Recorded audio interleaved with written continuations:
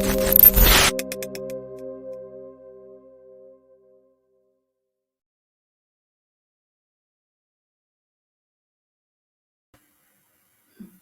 afternoon, everyone. My name is Shelina Begum. I'm the Northwest Editor at the Business Desk. Welcome to our session looking at how to develop a workforce for a tech-enabled economy. So the COVID-19 pandemic has highlighted a pressing need for a digitally led economy and society. Digital skills are proving ever more vital to support individuals and businesses thrive in a digital age, build resilience, and boost growth. So what should organizations do to make sure the workforce is tech-ready? How do they engage with the workforce, and what more can they do to make sure all communities can access the right skills and training, which will be explored in this session. So this session will be split into three parts. We're going to start off with our first speaker, Arlene Bulfin, who is Director of People Development at UKFast, and then we'll welcome our two panels. So if you can introduce Arlene first. Hello, Shelina. Hi, Arlene. Great to be here. Thank you so much for having me. Well, thank you for joining us. So, Arlene, you've been with UKFast. It's been 8 years. You've been very instrumental in their campus, in the digital skills agenda. And you started off, it was, an apprenticeship program when you first joined there. And just tell us, how that journey sort of started and how it's going. Of course, yeah. Well, it's still going, so that's a good sign. But I came to UKFast 8 years ago, and I came from a teaching background. So I actually moved to Manchester 12 years ago to teacher train. I went to MMU and did my PGCE there, and I was teaching IT and business studies in Manchester for 4 years. Before I came to UKFast. So I have the teaching background, which is something that we've always maintained in UKFast. So my team are teachers. So when it comes to talking about skills and the engagement piece, I think we've always been really passionate about that.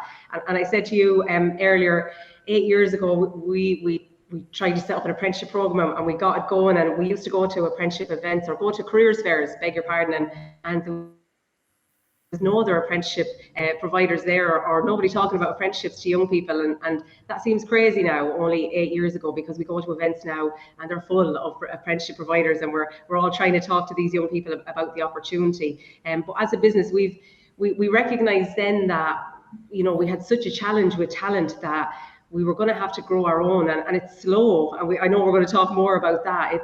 It's something you can't just do and it's done. It's an ongoing process, but we've had a great success with it over the years. We've grown over 100 apprentices into the UKFast team, and this year we took on our biggest cohort of 20 into the business. Through the pandemic, we kept the apprenticeship program going, so something we're really passionate about at UKFast. And I think what's really important is we're passionate about helping other businesses, and I know we're going to talk a little bit about that today, but we want to be able to give people some of the kind of practical things that they can do in their businesses, no matter what size you are, because sometimes people look at us and say, oh, you've got tons of resource for that, and we're really lucky to have a dedicated team, but you don't need that. You just need a little bit of passion and awareness that we need to do something about this challenge as a collective, as a community in Manchester. And that's what we're great at doing here.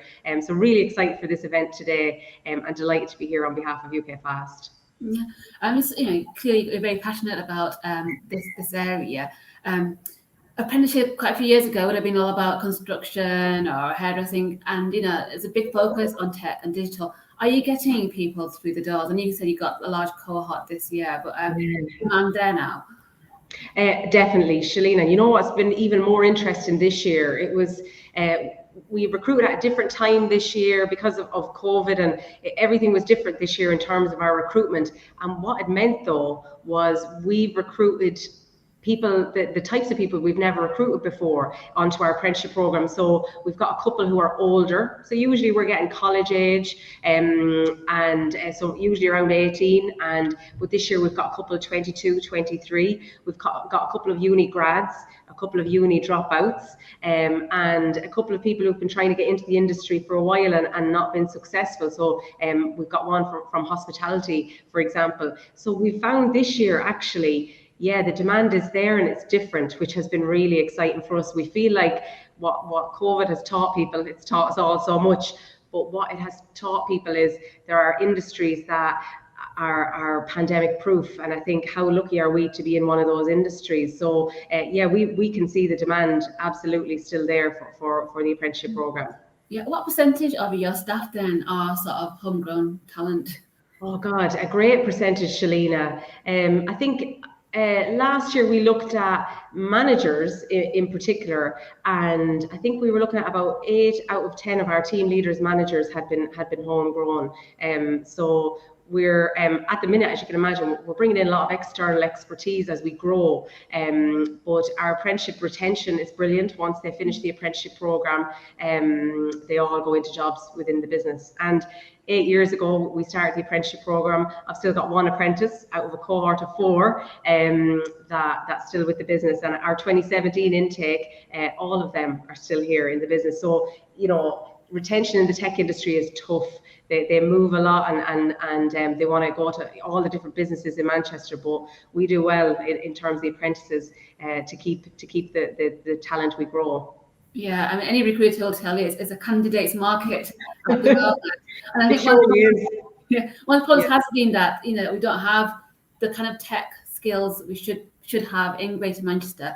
And what more can companies be doing, or what can they learn from UKFast in terms of, you know, attracting that kind of talent and making sure that they do stay? Yeah, I think, well, there's loads to go at here. And I think the really exciting thing about Manchester is, you know, we've got so much tech industry here and tech powerhouses. It makes it such an attractive place, I think. We've got so many people now, I think, post-pandemic, who are looking around thinking, is it time to career change? You know, is it time to get into the tech industry? So we've got that type of want in Manchester people, which is really exciting.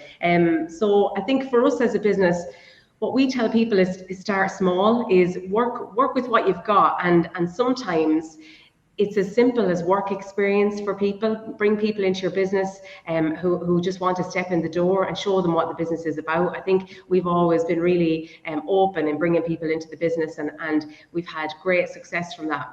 Many of our apprentices have come to us through our work experience programs. So throughout the year, we've constantly, I had about 3 emails today from one school in particular that must have told all their kids to go and find work experience. And so we run a program throughout the year, and sometimes something as small as just work shadowing, work experience is a great way for businesses who don't feel like they have a lot of resource to start to show people.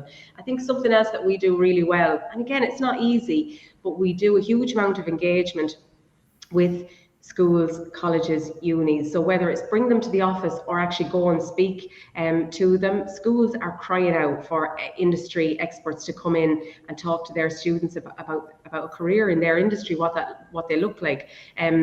Even down to primary schools now, we've found, are doing career days. We've done a couple of, can you believe it, careers days, where we go in and see like year 2 and year 3 and year 4. And we often go and take a server because they like something hands-on. So it can be something as small as that, where you're going outside of the business and trying to inform young people about what that career could look like in your business. Yeah, and you mentioned you come from a teaching background. And you're going into schools. Do you think the schools are doing enough? You know, not even seeing a curriculum change yet to show these are the sort of jobs for the future. This is what you should be doing. Do you think, you know, schools could be doing more? I think we could all be doing more, and schools probably have the worst end of the stick because they've got a lot to do. We expect educational establishments to do it all, but I think our mindset has always been if we're not in there helping them, how does a teacher, maybe a year 8 or 9 IT teacher, how do they know what the future jobs in this industry look like when we don't even really know that? So I think schools could be doing more, but as a former teacher, you know, I don't really like to say that because I know they've got the workload that no one can understand. I think we need to probably pick up the slack in the engagement piece in terms of us as businesses. What are we doing to help the schools inform the young people? We did a piece pre-COVID with the unis here and training their postgrads to teach IT. We brought in those trainee teachers and did a Linux masterclass with them. And we thought if we can help them understand the skills that we need, they're going to go as qualified teachers into the classroom and let that inform what they deliver. So I think schools could do more, but I think businesses really need to support them. Yeah. Manchester is known for its tech ecosystem. I mean, in recent weeks, quite a few big organisations have said they want to create thousands of jobs in the city over the next couple of years. Do you think we've got the skill set here to fill those kind of roles, or do we have a long way to go? I think we've got a way to go. We had great news recently, didn't we, for PwC and Roku, and that kind of news makes us excited in UKFast, because we think the more the merrier. Let's have a tech party and everyone's invited. And I think, do we have the skill set? I think we have this incredible community where there's thousands of grads coming out of the doors every year of Salford and MMU, and we've got the people and we've got the passion. I think when you think about what Manchester has done in innovation and tech, it's in the blood here, and it's why people like me come to a city like Manchester, because we're not afraid to try things and grow. And when you think of even recently graphene, the progress in the innovation, the thought in Manchester is incredible. So I think we've got that in our DNA. We've got the people here who want to stay here. I think that's an incredible idea as well. When we think about all the grads that graduate and actually then want to stay in Manchester, so we've got that, but the skill set needs more work. It's how can we as that community make sure we're really clear on what that skill set is, because it's so varied as well within all of our businesses.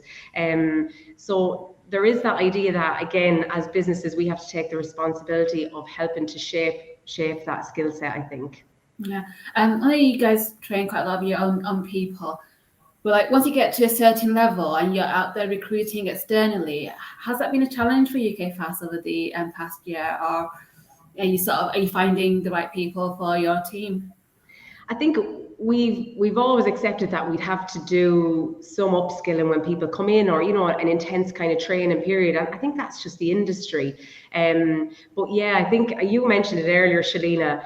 This is challenging times in terms of tech recruitment, isn't it? Everybody is vying for the skills, and for us at the minute, it's AWS, it's Azure, it's all the public cloud, and there's great work being done in some of the boot camps to upskill people. But yeah, I think we do have challenges like everyone else there when it comes to the external talent, and it's why we keep going back to the process of training people in-house, whether it's apprenticeships or whether it's grads. We know that if we want to keep growing, we have to take some of that on ourselves. Right, thank you, Arlene. Well, Arlene's going to stay with us while we go on to our first panel, which is looking at closing the digital skills gap and what businesses are doing to make sure that they are targeting and recruiting the right people for those jobs. Joining us on this panel, we have Isap, who is founder and chief exec of Info Group. Hi, Mo. Hi, Mo. And joining us is Hayley Roberts, chief exec of Dstology. And we have also Paul. Hi, Hayley. We also have Paul Green, chief commercial officer at Godel Technologies. Hi, guys. Hi, thank you for joining us.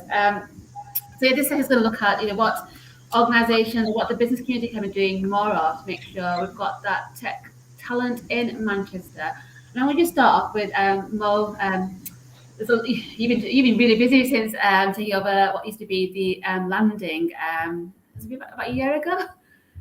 Yeah, it's been a year, Shelina. Can you imagine? and a lot's been going on, and one of your priorities has been to make sure we're not just getting that skills and that talent, but making sure that that talent is coming from a diverse range of communities. Yeah, and it was great to hear Arlene, and I actually completely agree with a lot of things Arlene has said in terms of the landscape in technology and how obviously UKFast are making a major contribution to our proud city region. The Home of Skills and Technology exists because the Info Group, which is obviously the company that I founded and run, our mission is very clear. We are about providing fair access to technology futures to the parts of our communities that haven't had that fair access. So that's our very clear mission. And we work in places like Salford and key cities like Salford, where you have an economic hub. We're in Media City. It's probably the highest performing economic driver in Greater Manchester and the North. But Salford's the 18th most deprived local authority in the country. And that's a situation that really isn't reconcilable in any situation. And that's where we come in. And an operating host, 5 floors, which encompass 3 things symbiotically. We do innovation, and innovation, we support companies to digitalize. And we have 2 pillars, data science and immersive. So we're the first and only UK Unity Centre of Excellence, which is the largest games platform in the world. And we have a security operations center and a network operations center to help companies move into that digital environment securely as well. And the bedrock of that is Skill City, where we are the largest campus for boot camps. We have one of the largest contracts with the Department for Education. We secured over £1 million this summer to train and put into jobs 450 people who previously, and as Arlene said completely, that what we are doing here is creating a plus-sum game. Recruitment at the moment is a zero-sum game because you're only pinching people from somewhere else. And you're recycling people into different places, and you're adding another, 10-15% onto the cost of that one individual. And it is a seller's market, as you rightly said, Shelina. If we continue down that track, we will be saturated and strangled. And we will not see the benefits of what digitalization and innovation can truly bring to the widest parts of our community, to the parts of the community that need it the most. Because let's be honest, technology in on itself is only good if it helps people. And it's only an enabler to people's prosperity. And that must be at the heart of it. So it's not about training for the sake of training. It's about training to start a career that's going to give you a high-skilled, high-wage, to give you prosperity, joy, happiness, and security, which is the bedrock of any community. This is what all communities seek for themselves. And this is what we at Host have created, a unique model. Skill City, 6 boot camps. 55% of our learners are from Black and ethnic minority backgrounds. 44% are female, single moms. We've got taxi drivers who have now, seen a career from being a taxi driver for 20 years, now can enter into a world to make their children proud. I mean, that's an amazing story to say, I want to inspire my 14-year-old son to become an engineer, to become a technologist, but I want to do it for myself so I can say that this is something that I can do as well. These are the powerful, life-affirming stories. So Host is driving that whole ecosystem. We've got Skill City, we've got innovation programs to start, scale up. And what we're doing here is we're creating a demand. And this is why I always say to our challenge will be, how do we unlock the untapped potential of our region quicker and faster and properly? If we invest in that, we will have the infrastructure to be able to capitalize on this huge opportunity that we see in front of us through digitalization and innovation. Companies will choose to come and base here, and more communities will benefit. Otherwise, it will be an island in itself. And these corridors and these pockets where all of the convergence happens don't reach out into the Rochdales, into the Wigans, into the Berries, into the Tamesides, into the Hydes, and into the Stockports, and into inspiring those young people to believe. And one of the things Arlene will be acutely aware of, that we talk about tech and tech careers and young people in that. Let's start by the fact that some of our young people don't have a proper meal 3 times a day. Their challenge isn't, I can do cyber. Their challenge is, we did an event and we put some food on this Saturday. The kids were basically looking to take some of that food home to feed their brothers. Now, that's the reality in society that we have. So we have to, work hard to be able to address some of those structural problems to inspire those those young people to then believe that this world can be theirs as well. So I always say leveling up starts with looking up, but that takes courage, because a lot of our communities are still looking down, because that's the way we grow up. You have to look down. You can't dream beyond your station. So as Arlene said, inspiration and everything else is so important. So that's what we're doing at Host, and that's the +1 game that we're trying to achieve, rather than the zero-sum situation that sometimes just happens because everybody's on a clamor to just get things done. Yeah, that's great, and that's really inspiring as well. And as you've said, it's doable. Nothing's stopping you from doing it. So can I move on to Hayley? Hi, Hayley. Hi, I'm applauding. Yeah. I'm loving this. By the way, I think you should run for Prime Minister. Everything you said is spot on. And I see you agreeing with him, Hayley. You've you yourself have joined the tech community, the tech leader, female leader in the tech sector. But tech's not all about, you have to be great at science and engineering. It can put young people off sometimes who are not that way inclined. And you yourself have shown that you can come from that background and still rise to the top. Yeah, I mean, look, everybody has core skills. We have leading energies. We have something to give, but we've got to be given an opportunity to do it, or take an opportunity to do it. I think it's a crying shame that we lose about 56,000 women every year off the career map because of having children, and there's not that engagement or exposure for them to come back into the world of works. And I think statistically, I think there's some stats run a couple of years ago that around about 46% of jobs are non-technical in tech. And I think there's a lot higher than that, right? Because if you think about the nature of why we buy things, they're not necessarily because of the functionality of what it does. It's more the look and feel, or it's the kind of the color of something, or it's solving a problem. They don't necessarily look at what the underlying coding is all about underneath, right? And so I think that, and back in the day, a good 10 years ago or so, I was actually headhunting and would take people with transferable skills. And we need to stop being lazy. To your point, Mo, and I'm very much a victim of this. You spend time building somebody up and generating interest from a different skill set, or from graduate level or apprentice level. You give them the skill set and then you lose them to businesses that pay higher, that promise the world. And you're then in a deficit situation where you've now got to, you've not seen the value of that person. You're building them up, and I get very emotionally involved because it's my business, and just because that's the way I run my life. I'm very heart on sleeve, and then you're lost them. So then you've got this constant churn, as you said, Mo. And so why is it that we're also lazy and not wanting to take people from other skill sets, other core competencies, identify the individual, and actually create roles around people rather than shoving people into roles? Because that's just not the way technology works. Innovation doesn't necessarily mean that everything's predictable. So why are we trying to make people predictable?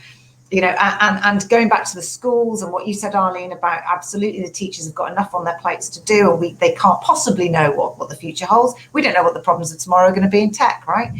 But I do think that we need to make sure that we educate the educators of what's possible, and start encouraging those core skill sets to be at the top of everybody's concern, rather than just academically, are they square peg, square hole, because nobody's ever going to look there. I mean, I've done conversations with cyber criminals, with the local constabularies, and there's some fantastic individuals there who are maybe not the most academic, but because they can code, because they can do things, they do, but they do it in a negative way, not for a positive, because they don't realize that what they're doing, it can be used in a great industry.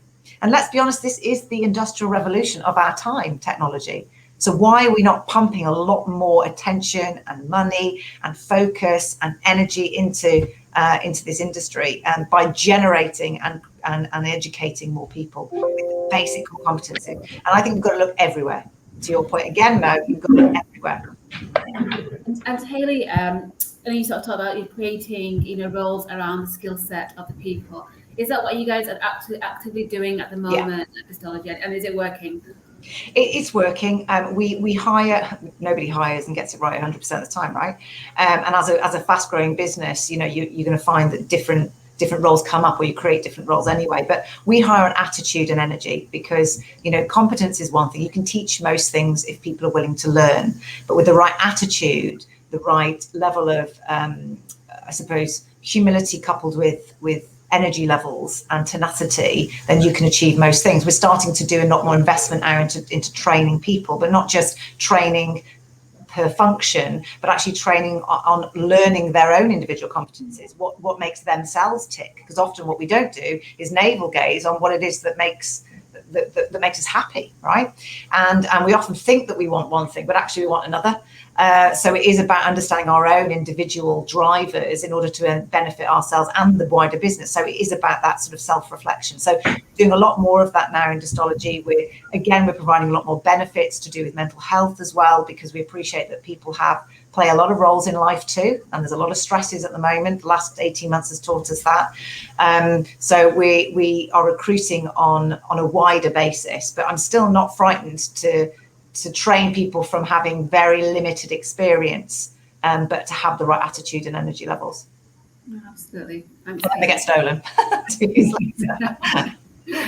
And Paul, thanks for joining us, Paul. You guys do things a bit differently. I mean, you've got is it about 1,000 tech staff in Belarus? Yeah, so just over 1,600 people in Belarus. Yeah, across Eastern Europe, so Belarus, and then Poland, Lithuania, Ukraine, Bulgaria, but predominantly Belarus.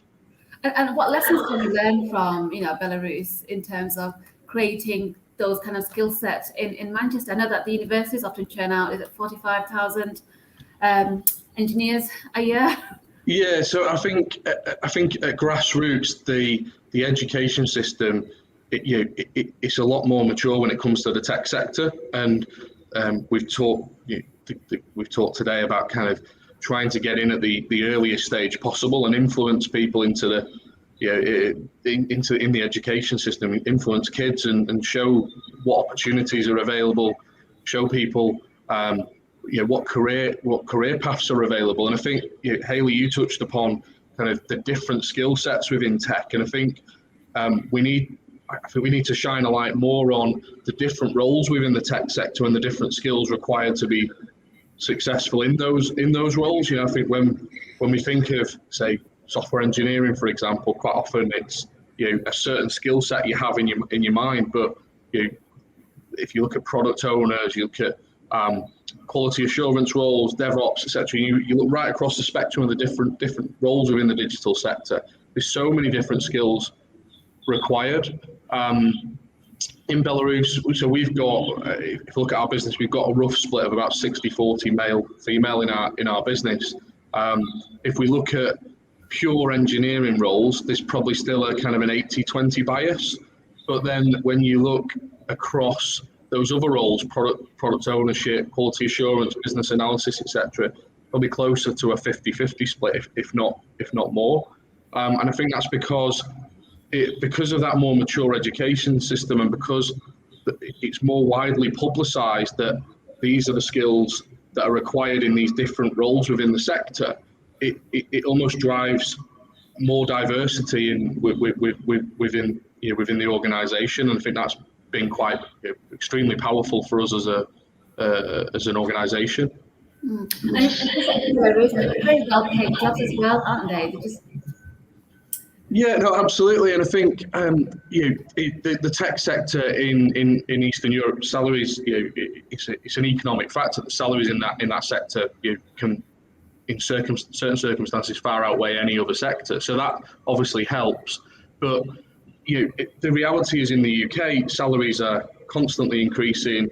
There's huge opportunity. I think Microsoft have talked about there being 3 million tech roles within the UK by 2025. So there's a huge opportunity, and we talk about solving the skills gap. It's not solvable. We've got to keep evolving, because if we're trying to solve something that's not necessarily something that can be solved, what we've got to do is keep. We look at talking to young children in education. We talk about upskilling, retraining people. So we have a mastery program within our organisation. We named it the mastery program, and effectively that is looking at people who sit outside of the tech industry, and as Mo talked about earlier, taxi drivers, people who've worked in factories, warehouses, etc., and giving people the opportunity to come into the sector and train from the ground up, knowing that the opportunities are there. And I think again, we have to be shouting as much as possible about what those opportunities are. The number of vacancies that are out there already, and the growth that's coming. We create our own problem. We consume our own product faster than we can make it. So we've got to look at how we get as many people, young people in our country, into the sector, how we support them, upskill them, and then as IT leaders across the region are also going to have to look at how else can they supplement that skill shortage, because it's not just going to be solved from doing more in primary schools and doing more in schools and retraining people. That will solve a proportion of the problem, not in its entirety.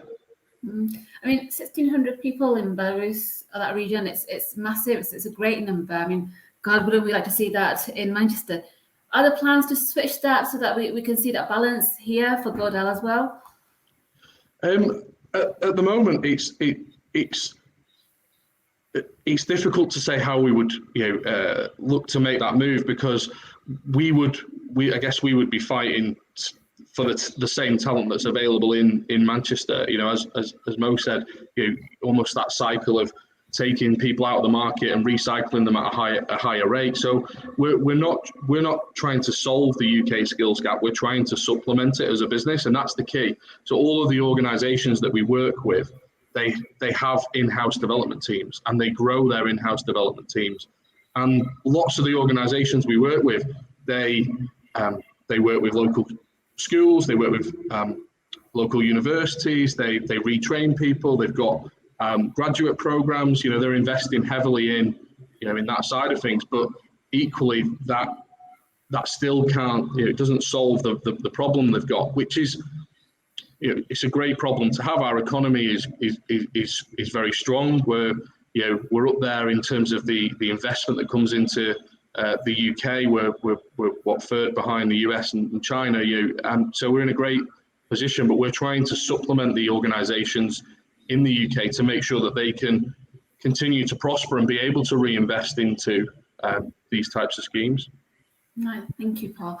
Just moving back to Arlene. The UKFast campus, it's on the doorstep of Moss Side, of Rusholme. How are you guys, interacting with the community there to make sure that your workforce on their doorstep is then representative of the community that you're serving?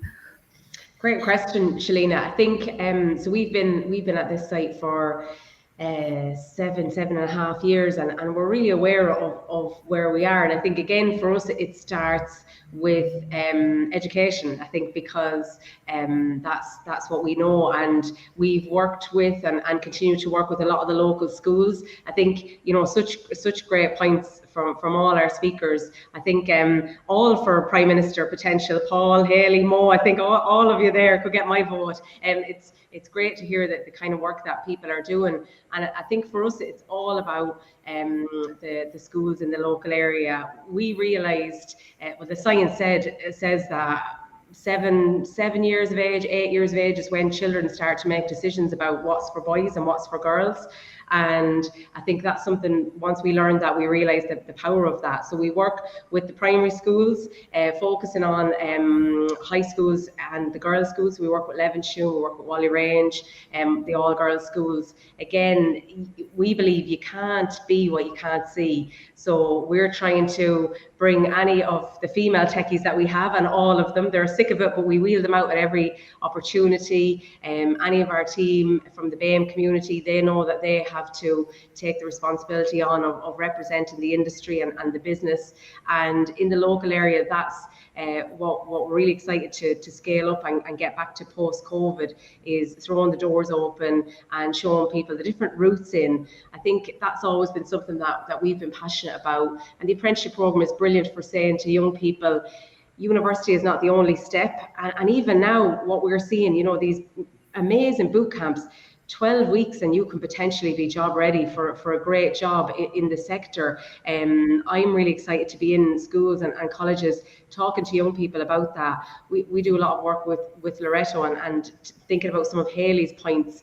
We've had groups come in here, and I'm thinking of one girl in particular that runs one of our tech teams now. She came on a school tour from Loretto College to us.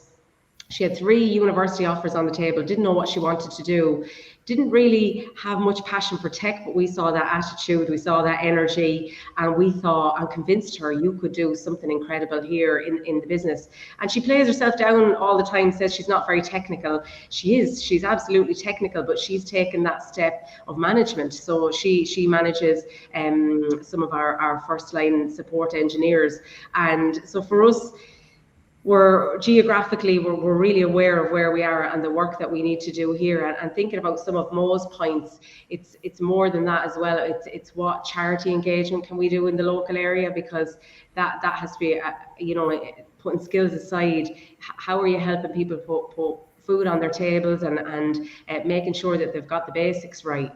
So that's something I think as a business that we've always been committed to, but always more work to do. Thanks, Arlene. I'm just opening this to all our panelists today. There's a lot of work going on. You're out there engaging with the communities. Are we then seeing that talent actually filter through into the big organisations, the companies that are recruiting at the moment? Are we seeing black faces, brown faces, more women going in and then sort of working themselves to the top, or is it too early to tell? It's too early. I think it's too early. Go on, Mo. I don't think we're seeing it yet. Yeah, and I entirely agree. And I think the focus, I'll go back to one of the drivers. About 5-10 years, as you know, Shelina, I'm quite heavily involved in education as well with Star Academies and everything else. There was a big clamor to get kids to university.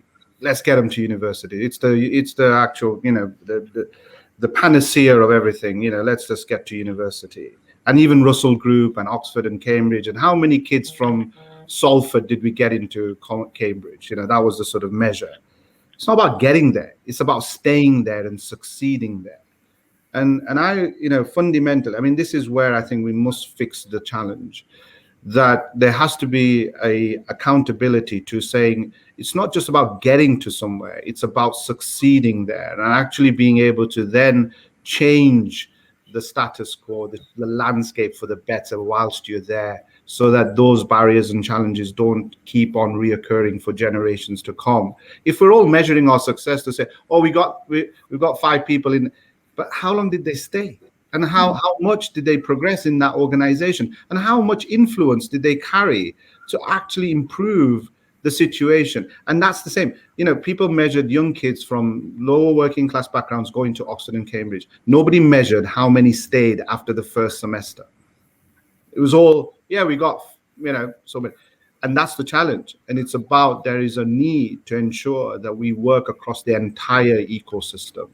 And it is not an overnight fix. And look, it is somewhat, I feel a bit upset the fact that, Paul has to go to get 1,600 people to Belarus. It should be the fact that they have the ability to do that. But if we take the easy route, as Hayley rightly said, we will still continue to be in this situation. We must start to take the braver decision. And, PwC, I've had a conversation with those guys on it, that we must invest for the long term. And if we're just on a clamor, because we're in a very competitive environment, to just try and get just ahead with from somebody else, we'll never see the results. If we invest properly, then we will see the long. And the reality of where we are now is because we've not done that over the last half a century. And we're now actually facing that. But if we do that now, and as Hayley said, the Industrial Revolution, the first Industrial Revolution, took 100 years to actually see the economic benefits for the regions. This Industrial Revolution is taking 2 years to see the same economic benefit. but we must invest into the longer term. And this is where working across the entire ecosystem together, and Greater Manchester has the power to do that. Yeah, in fact, to summarise that, and just to add to that and embellish the argument, most companies are looking at short-term transactions to gain, not long-term, let's make a difference for the future generations and the future of a wonderful industry that's going to actually improve the world. There's too much laser focus on the short term. That's what makes it different. And I think you're looking at the immediate greed with a long-term giving. And I'd rather be considered the latter than a short-term gain. Really important. That's ethical business that will last, in my opinion. Yeah, and I guess people, they are talking about it, but it sounds like we're at the start of our journey. We're not quite to there yet. How do you think the different sectors in Manchester could be working better together? So, tech isn't just tech on its own, it's tech in retail, tech in property, tech in manufacturing. Do you think the Manchester's ecosystem, although the North ecosystem, is working better together to make sure that tech skills, it applies across all sectors? So anybody can take that. I think from my point of view in cyber, we are underrepresented in the industry, but every business is technical, in my opinion. We all need technology, whether we think we do or we don't. In actual fact, I'd argue that more people are more technical than they give themselves credit for, as we've recently experienced. But I do think we need to sort of stop this barrier of you're in this industry, we're in that industry. We're all using technology. How better can we actually support each other's businesses? If there's a skills gap across our industry in tech, there's a skills gap across getting good people and retaining good people and giving people the I suppose the prospect of doing well and enjoying the workplace. And we've got to start working more flexibly. We've got to start working more remotely. Technology absolutely is underpins the ability to do all of that, so that we can share those ideas. I think those communities need to come together more. But from a technical awareness point of view of how solid the industry is, I think we could do a lot more between industries. And I will definitely be reaching out to Paul and Mo after this for community, because it's a lonely world when you're trying to build something on your own. You do feel like you want to reach out and go, this is a problem, or how can we do this? And shared ideas are far, far better than the lone wolf, right? I think the government has to play its part as well. That's the reality, because if you look at the case in Belarus, where we talked about there's a disproportionate number of technical universities now, because there's a real clear path where you can see career opportunity that's driven diversity in the sector. Slightly different problem in that economy, because they export more of their services, whereas we're trying to consume our own services. But that's what that does, is it creates infinite opportunity for our young people. And so we could continue to invest. The government could invest massively. Businesses can continue to invest, and we won't, as I said earlier, that won't solve the skills gap. It's about having a multi-tier strategy. It's about businesses having lots of different ways of solving the problem, but one of those ways needs to be having access to talent from all different walks of life, from all different directions in the industry. And I do think it does have to start at kind of grassroots, and you have to have a lot of support from the government organisations as well, which I know there is some work. There's lots of work being done in this country, but we can always do more.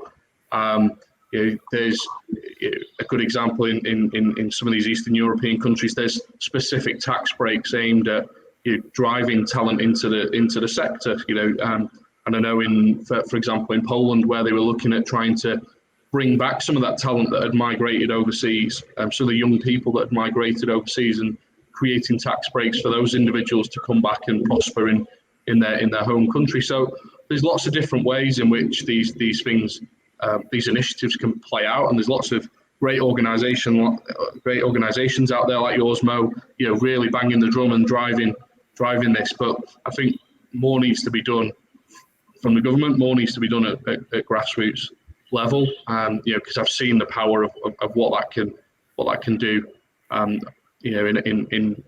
Belarus and other Eastern European countries. Right, thank you. We're coming to the end of this particular panel session. If there's one thing that you guys would like, I guess the North or the authorities or the businesses to hear or maybe do, what would it be? What would your suggestion be to close the skills gap? Is there one thing that you think all businesses should be doing?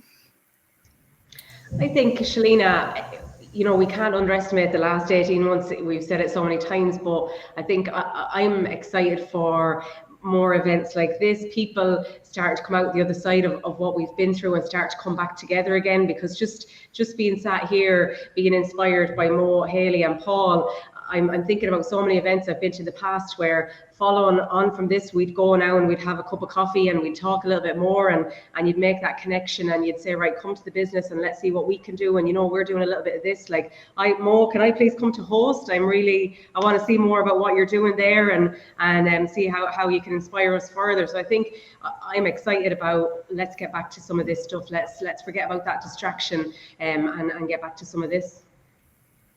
Brilliant. Right, if there's no